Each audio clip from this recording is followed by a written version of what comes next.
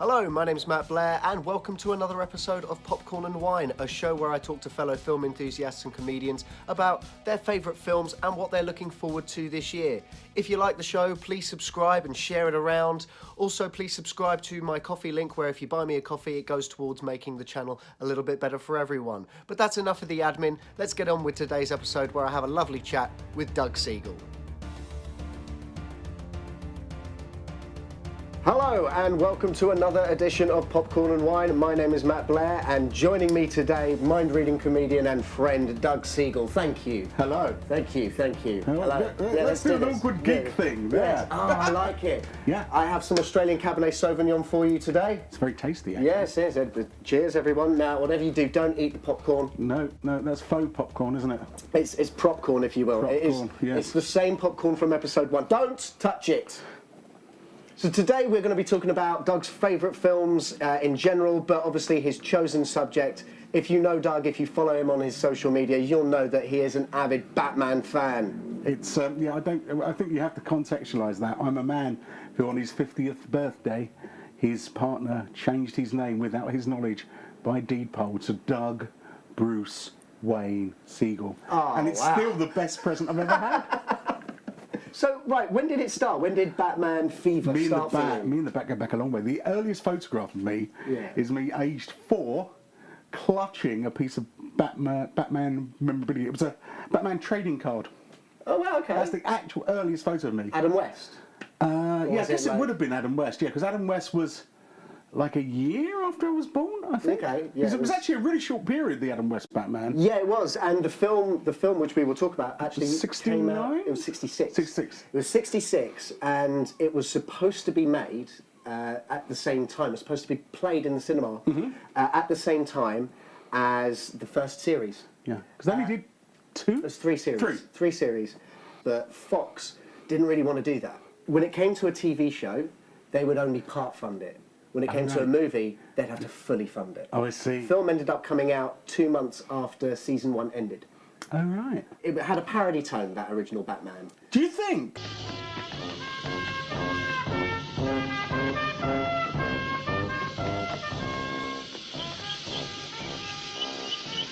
Some days you just can't get rid of a bomb. I grew up, that was my Batman when I was a kid, and I adored it. I don't think you can underestimate how much Batman means to me. It's ridiculous. I genuinely feel happier if I just see a Bat logo. That's a genuine thing, right? But just gives you comfort. Does it give you reassurance? I think you it's feel like safe. literally an impression. It's impressed on me, and I really don't like. Although that was my first Batman, I don't like Adam West's Batman. I don't like how that poisoned the well of the franchise for a decade and a half, 2 decades. And it was meant to be a joke. They recorded it as a joke thing, but that's what people think Batman is. Although we're talking about Batman, it has to be said, right? So, I would buy a dog turd if it had a Batman logo on it. Right? I would. I can't deny that. There have been some good movies with Batman in. Yeah. There have been 2 movies with a good representation of Batman in. Yes. There has never been a good movie with a good representation of Batman in it. Looks bad, Batman. This brassy bird has us buffaloed. My favourite Batman movie is Batman Begins. That is hands down the best Batman movie for me. I think it's a terrific movie. I don't think Christian Bale's the right Batman. Here's what Chris Nolan would argue, is that it's not a Batman movie, it's a Bruce Wayne movie. It's a Bruce Wayne movie. I absolutely agree with that. I don't think he's a very good Bruce Wayne either. So one of the things that I read about was Richard Mainbaum, who wrote 13 of the James Bond screenplays. Right. And director Guy Hamilton, who directed 4 of the James Bond movies, they were asked to make a Batman film in the late 70s. That would have been amazing. They both turned it down. Wow. And it's strange, because now when you think about it, Batman is like a new Bond, because it is who's going to play the next Batman. It's the same argument that you have with who's playing the next Bond. It's because Adam West poisoned the well. They had this guy, Tom Mankiewicz, I think his name was. He wrote a screenplay which actually had Joker and Rupert Thorne as villains, and Silver St. Cloud as the love interest. It went through 9 rewrites with 9 different writers. That's never a good sign, is it? No. Then Tim Burton ended up being attached. Oh, now quickly, this is hilarious. One of the people who was attached to direct was Ivan Reitman. Ghostbusters. Oh, wow! The guy who directed Really? Ghostbusters, right? And he wanted Bill Murray to play Batman. And Eddie Murphy to play Robin. You see, this is why I have so much antipathy for what the Adam West franchise did to Batman. Aren't you curious? Oh, yeah, I'd like to see it. Bill But Murray. I'd like to see a rat doing card tricks. I wouldn't. Bill Murray was still on the shortlist really? amongst Michael Keaton. That's So they were extraordinary. obviously thinking a Do you comedian know what to I play heard the the role. other day? What? For the Nolan movies, Cillian Murphy was in the frame at one point. Yeah, that and he doesn't said, "Look, surprise I me." just don't think I've got the right physique." So they went for someone even thinner and shorter. Because Christian Bale, like, super slimmed down to do the machinist. Machinist, and then bulked up. And they bulked went, up "No, too too much." much, too much." Yeah. No, he didn't bulk up too much. But That's half the you think problem. Batman should be He should absolutely look like Bruce, inhuman? Bruce Affleck is the only person Bruce Affleck. in my head, it's Bruce Affleck. Ben Affleck is the only person so far who has had the physical attributes and looked like Batman. He looked like Dark Knight Batman Returns is definitely. Batman is 6'1". Yeah. That's a fact. That's how tall he is. That's canon. Batfleck moves like Batman moves. Yeah. He's the only one that's done it so far. All of the fight scenes in those, let's face it, not very good movies, No. have been the only ones that have actually been representative to me of Batman from the comic books. I think is the best screen Batman to date. Moving back to the Tim Burton thing, do you know that when Michael Keaton was cast, there was 50,000 angry letters that were sent to That's. the Do you know producers? what those 50,000 angry letters? Because the internet hadn't been invented. Yeah. Had the internet been Pre-trolls. invented, it would have just blown up. Yeah, what a bunch of snowflakes they were. What a bunch of pre-internet snowflakes is what they all were. Then they had lots of different talks for who was going to be the Joker. John Lithgow was apparently... That would have been really, really good He casting, I asked think. Tim Burton he was like talking Tim Burton, it's like, please don't cast me, and he later regretted that. Really? He didn't realise what the film was going to be, because at the time, no one wanted to do comic book movies. Although I'm so deeply invested in this, Yeah. I'm not a colossal superhero fan. I would argue that Batman is not a superhero. No, he's a vigilante. Yeah, he's a vigilante. He has a superpower. It's paranoia. Yeah. But Paranoia and regret. and regret. Yeah, I think actually one of Batman's biggest superpowers is also the power of hindsight. 'Cause Yes. he's sometimes a bit sanctimonious with telling people what they should have done. We all know how much you like to say, I told you so. On that day, Master Wayne, even I won't want to. They haven't really ever done it in the movies. He should be more Sherlock. Yeah. He He's should a be director, more detective. deducing and... Well, you know the Batman movie that Affleck got himself out of directing and out Yeah. of starring in. I can't remember the name of the guy that's doing it, but Matt now Reeves is the new that's one. it. Yeah. But he's doing it as a noir detective, Ooh. and that's what a Batman movie should be. They shouldn't give them any money. It should have as much money as that first Deadpool movie. Yeah. Even the gadgets is kind of. That's. I mean, they've always been there, but they're so not a big part of the mythos. Not really, and again, that's probably, again, the well being poisoned by the 66, because Yeah, that was yeah. the introduction of the Batcopter Uh-huh, and things all of like that, yeah. and the shark repellent spray. Yeah. Oh God. The shark repellent spray. Hand me down the shark repellent bat spray. It's left a memory. It's left a memory. Yeah, but We're still you could talking say about it. You could say the same thing about Jimmy Savile or Irish Priest, couldn't you?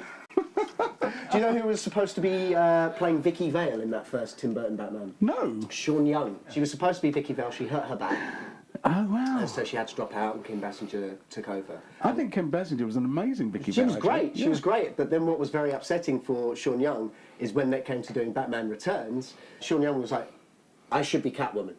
I should be Catwoman. Yeah. That role should go to me, considering I was supposed to play Vicky Vale in the other one. That wasn't my fault. I hurt myself. I couldn't do it. I don't think that's how casting really works, though, It is doesn't. But she turned up with a Catwoman suit to the offices, like going, I demand an audition. Amazing. I demand an audition. I might just start doing that. Just turn up to movies that I'd really like to be and dress as a character. Eventually, the role of Catwoman went to Annette Bening, Yes. who dropped out because she was pregnant. Oh wow. And then went that's to how you Michelle ended up Pfeiffer. with Michelle Pfeiffer. Who's fabulous. Yeah. But her portrayal was one of the reasons why Tim Burton didn't end up doing any more, because they made it too sexy. and fetishy, and you can't sell toys. Kiefer Sutherland was actually in line in a first draft to play Robin in that first Batman film. How would we have been then? Well, it was 89, so it would have been maybe just before Flatliners. Right. So Or about the same sort of Lost time as Lost Boys? Boys? Yeah. That would have been quite cool. Yeah. I'd have been up for that. Harvey Dent in Yes. there as well, Billy D. Williams, and the idea was they were going to set him up to have the dual personality of being Right. black and white. And that was going to be the thing with him. They were setting that Oh. up. That's why they chose a black guy, because they were going to make this conflict between black and white. Harvey Dent was in the script for Batman Returns. Right. And when Selina does the kiss with the taser, that was going to be Harvey Dent. And that was going to be how he got his half face. That's nuts. After Robin wasn't used in Batman Returns, they cast someone, Oh, right. they fitted them, and then they erased them from the script. They were going to cast Marlon Wayans. Who? Batman's a very difficult one because he is supposed to be this very tortured person. I mean, the whole point of his character... God, he's so dark. He's created the problems that he deals with. And all of those problems are just about being a scared little boy wanting to put on armour so that he can't be hurt again. I think he's an incredibly fascinating, tragic character. One of my favourites, as you know, Alfred, Yeah. is the father figure Yeah. who enables reluctantly. Yes, He's a reluctant very- enabler. Yes, yeah, absolutely. Again, that's another tragic element to the story of this guy who's helping him put his life in danger constantly. Like, let's talk Joel Schumacher very quickly. Do we have Just to? very quickly, because Two there's... words, bat nipples. Yes, well, that was Batman and Robin. That's the worst of them. Oh, so bad. Forever has moments, because Jim Carrey, I still think, did a fantastic Jim job. Carrey did a good job. He in did a that. fantastic job. But let's face it. Basically, Jim Carrey is a butterfly on a dog turd, isn't he? In that Yes, film. yes, he is. Of Which course he I is. once took a lovely photo of. It's on my Instagram. Val Kilmer, I don't think Val Kilmer's not in the same movie as everyone else, because he's playing it so straight. But the thing that I love the most about Batman Forever is that this exchange happened. Tommy Lee Jones hated Jim Carrey. Oh, really? I didn't know that. Absolutely hated him. You can look this up, Google it, find it on YouTube. There's an interview with Jim Carrey where he talks about Tommy Lee Jones comes up to him one day and says, "I hate you. I hate you." And one of my favourite sentences ever, "I cannot sanction your buffoonery." I might make that my new Facebook bio. I cannot sanction your buffoonery. Let's do Chris Nolan. Now, they're good films. They are good films, both in the terms of the craft of movie making, and also they tell good Batman stories. They tell good stories, yeah? To make the Batcaves, obviously they built the Batcaves, but they used moulds of real caves. Did they? They made moulds of caves. That's and amazing. It's great that they go into that sort of effort. So on my 50th birthday, there was a surprise party which I knew about. Mind reader. No secrets. I was allowed to dress in my Batman costume. Of course I've got a Batman costume. He looks great in it as well. They turned my local pub into the Batcave. They moulded stalagmites and stalactites and just completely lined it. It was so cool. And they all came as citizens or denizens of Gotham. Someone had to send out, no one else can dress as Batman. No one else. Absolutely, that was the deal. And then Rick Carranza, who you've had here. Rick was Thomas Wayne. Was he a zombify Thomas Wayne? Was he like... Oh, yeah, he had a bullet hole. Oh, right, good. Because otherwise he just turned up in a suit. Yeah, he had a bullet hole, which was good. Man of Steel gets a lot of flack for the destruction at the end of Man of Steel. The fight in Metropolis, which is understandable. There's a lot of... And they explore that in Batman v Superman. Which I thought was genius. Very clever. At the same time, in Batman Begins, and also Dark Knight, There's a lot of mess, isn't there? there's a lot... There's a People lot of must mess. have died. Yeah, it's a lot of mess. When the monorail train crashes, it crashes in a conveniently empty car park. What if someone was just about to get to their car at that point? Absolutely. They never really explored that in those But it's films, not on the which is a same. shame. It's not on the same scale, though, is it? I mean, Metropolis was almost levelled, wasn't it? The Narrows, a lot of people would have died, but again, that was the result of the Scarecrow and all of that. But And in fairness, the Narrows being wiped out was not. It wouldn't necessarily be a bad thing, would it? It's, Are there's an you area that calling needs- for the culling of the poor? No, what I'm calling for is urban regeneration. Oh, gentrification. Is Yes, that that's it. You want to Basically, gentrify the Wall narrows? to wall, smashed avocado. The Dark Knight was one of the first films to utilise using IMAX. Was it really? They filmed 4 scenes. Was it really? The problem with IMAX is like, Chris Nolan would film everything. Yeah. And when Dark Knight was coming out, Chris Nolan got all of the directors. He got Edgar Wright and a bunch of other directors that I can't remember their names of right now, just to prove to them, saying, this is how good film looks. Oh, really? If you stop using film, it will cease to be an option. Yeah. So if you can use film and can afford to, use it, because if we stop using it, we'll never be able to use it again. I think now... Is it the quiz? It's time I'm for gonna some do bad at the questions. quiz. If the quiz is about the canon of Batman, I'll be fine. If it's about the movies, I'm screwed. It's about the movies. I'm screwed. You're screwed. The scoreboard so far is at the bottom, you've got Ria Lina with 2 points. Right, out of a possible 10. See, I still think 3 is going to be a major accomplishment. I think you might be all right. Then 4.5 points, which was Jay, talking Beatles movies, and Rick.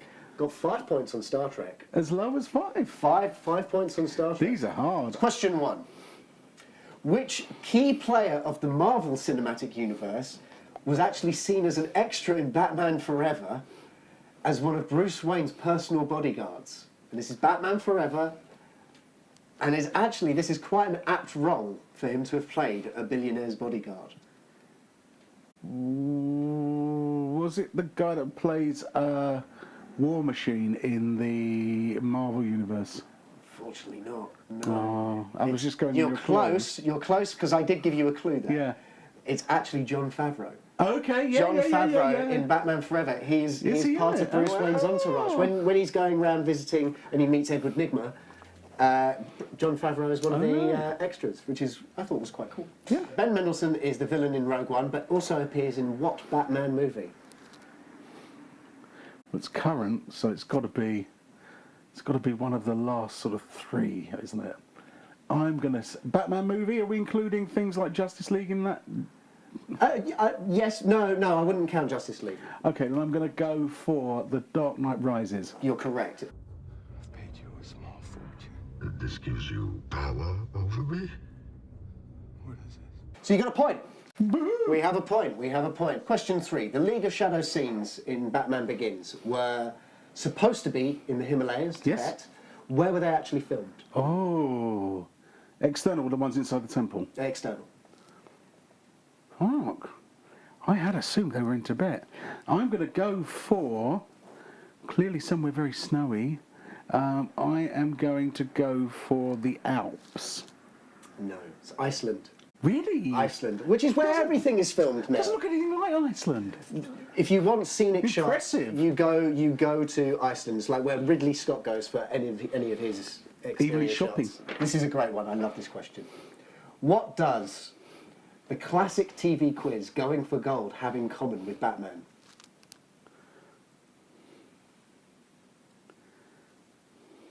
I don't know. Hans Zimmer.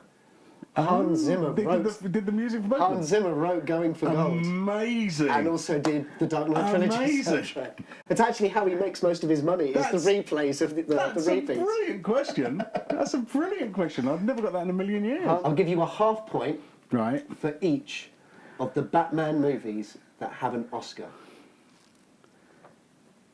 They have Oscars. There's actually 2, so I'll give you a half point for You're each one. shitting me. Yeah. Well, I would imagine it's going to be for things like music. Let's go for the first Batman movie, the Tim Burton one. You have half a point. Set design. Rogue, really? Yeah. And the Dark Knight, probably something to do with Heath Ledger, I would think. That's actually exactly right. Heath Right. Ledger got Best Supporting Actor. Right, there we go. Now those, yeah, we got a full point again. Boom. 2 Is that put me points. on 2? 2 points. Even with Rhea right now, you're even with Rhea. The actor who plays the Penguin's father in Batman Returns is also the same actor who plays the Penguin's father in Gotham. Really? Yes. Who is That's the actor? awesome. I've no idea, but I remember him. I don't remember him at all from the Batman movies, but I do remember visually seeing him in Gotham. Yeah. I have no idea who the actor is. Paul Rubens.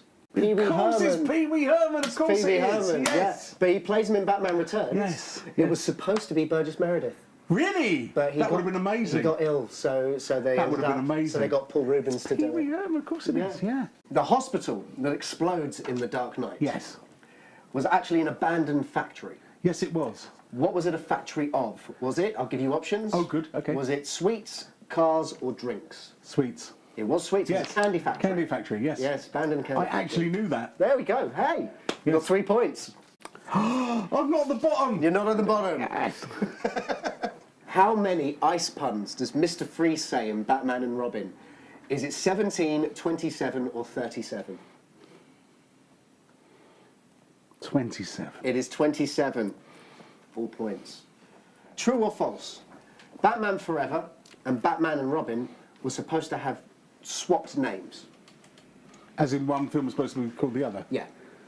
True or Yes, false? true. That is true. It is true. I'm in second place. You're even. No, you're even with Rick. You've both got 5 points. I'm joint first. Yeah. One more question. In The Dark Knight Rises, Right.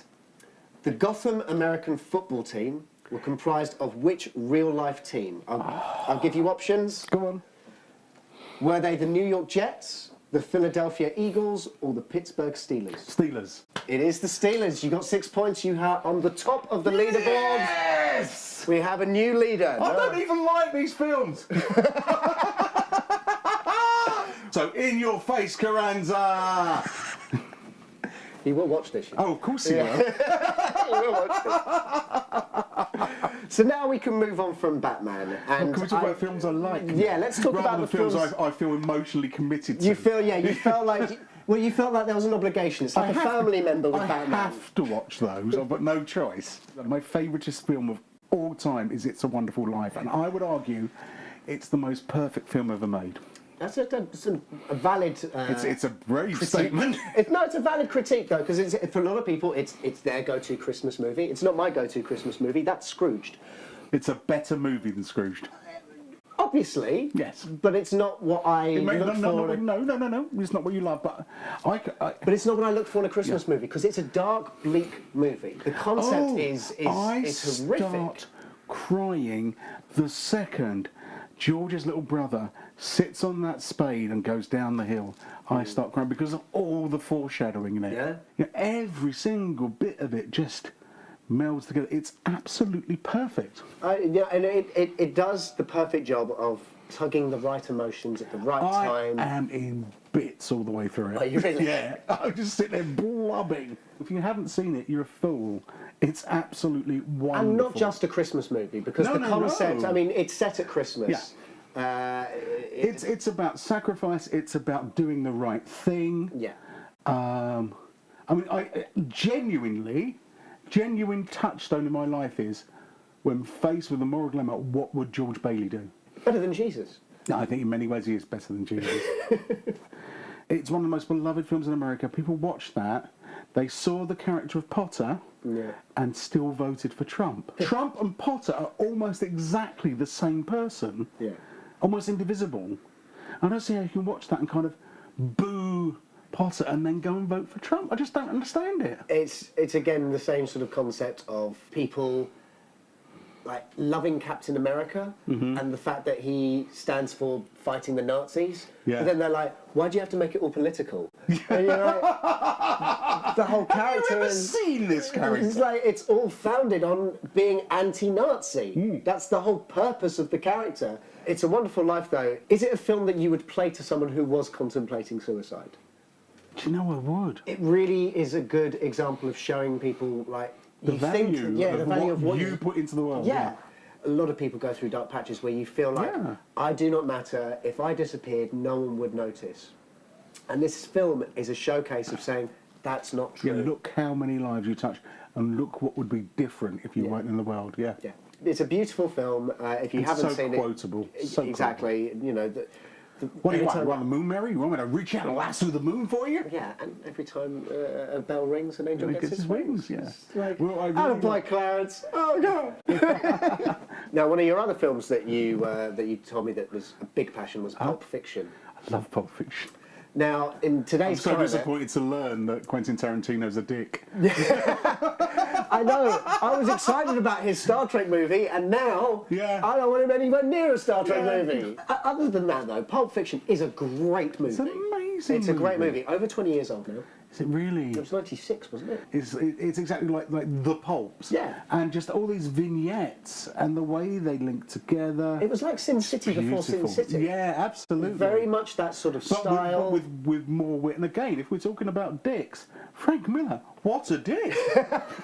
Yes. Again, it's kind of, why is there so many people whose work I like, whose morals I hate? Let's move on. What films are you looking forward to this year? What films am I looking forward to this year?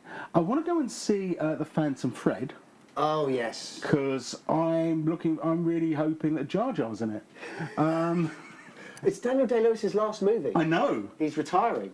I know. He it's an wants to be a extraordinary cobbler or thing. something, I Well, think. he's done He's that for been- some he's been, time. yeah. Have you ever made shoes? I've made shoes. I've never made shoes, but okay, you've made shoes. Yeah, it's amazing. I'm I learning. know about welts and things. It's really cool. I used to work in a shoe shop. Did you? Not the same thing. Though you should know about welts if you worked in a shoe shop. You read a lot of, obviously you read a lot of DC, and I read a lot of Batman. you read a lot of Batman, but does that mean that you would be excited for the Aquaman movie this year? No, because it's Aquaman, isn't it? I mean, obviously I'm going to go and see it. But Jason Momoa, do you like him because in I Justice love League? Jason Momoa. Yeah. I love the character in Justice I League. think he did all right in Justice League. I think he was the absolute perfect halfway between the Arthur Curry Aquaman of Brave and the Bold cartoons, yeah, Yeah. and kind of the serious one of the comics. I thought he was perfect. Aquaman's a boring character. I'm hoping they can do something good with it. I liked what he did in Justice League. The thing that was very stupid, and I don't know whether this is Snyder or Whedon, if you've got Aquaman, wouldn't it have made sense if the final battle took place near some water? Yeah, that's the reality of that character, isn't it? Yeah, but I'm talking as a movie making perspective. Yeah, it would have been good if there'd been some, yeah. If it had just been on the coast. Yeah, If if that final battle took part on a coastal Or an area. aquarium. Yeah. An aquarium. And I'd like to see Arthur Curry stand there and go, well, this is convenient for me, isn't it? That would have been worth it for that night, Yeah. I think. What I can't wait for is the Nightwing movie. Oh, yes. Of I am course. so excited about Is that this year? I don't know, potentially it might be the end. I auditioned once. So you auditioned for Tim Drake? I auditioned for Dick Grayson. Did I you? auditioned for Robin for when they did Batman Live. Did you? I auditioned, yeah. Batman Live. So I went to see Batman Live. How was it? Obviously, it was horrible. It Oh, was I'm glad I didn't get the awful. part. That's good. Absolutely awful. Robin was the only part I could play because he was 5'10". That's wrong. So Dick's 5'11". These things matter to me. Now, I am looking forward to Justice League Dark. I'm not Yeah. sure where the project's going, though. I don't know if it's still happening. I'm just excited about the idea of having a proper plant elemental Swamp Thing. See, I want a Swamp Thing movie. That'd be I want, or a TV amazing. series, or just I want Swamp Thing to It be a would be character in such a something. good TV horror series. Yeah.